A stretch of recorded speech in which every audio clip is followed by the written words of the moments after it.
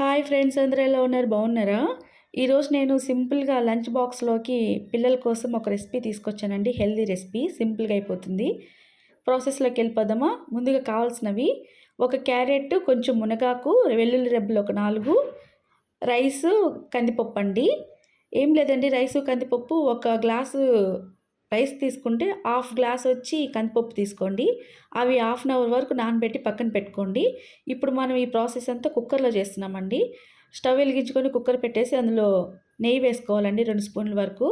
తర్వాత పోపు వేసుకున్నాక ఆనియన్స్ వేసుకొని అవి ఫ్రై అయ్యాక టమోటాలు అవి కూడా వేసుకొని అవి కూడా ఫ్రై అయ్యాక క్యారెట్, మునగాకు కూడా వేసుకొని అవి ఫ్రై చేసుకున్నాక తర్వాత కందిపప్పు ఉంది కదా, అది వేయండి. అది కూడా ఒక 2 మినిట్స్ వరకు అలా వేయించుకొని మళ్ళీ రైస్ కూడా అందులో వేయండి.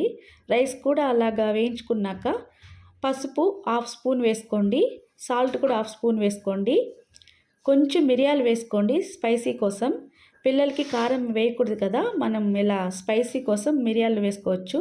అవి కూడా ఇష్టం లేదనుకుంటే పౌడర్ చేసుకోండి, పౌడర్ చేసి వేసుకోండి. ఇప్పుడు ఒక గ్లాస్ తీసుకున్నాం కాబట్టి 2 గ్లాసులు నీళ్ళు రైస్ కోసం, హాఫ్ గ్లాస్ తీసుకున్నాం కాబట్టి ఒక గ్లాసు పప్పు కోసం అప్పుడు 3 గ్లాసుల వరకు మనం వాటర్ వేసుకోవాలండి. అంతేనండి, ఈజీ అండి. వెయిట్ పెట్టేసి ఒక 3 విజిల్స్ వచ్చాక ఇలా ఓపెన్ చేస్తే రైస్ మనకి ఇలా ఉంటుంది. Thank you for watching.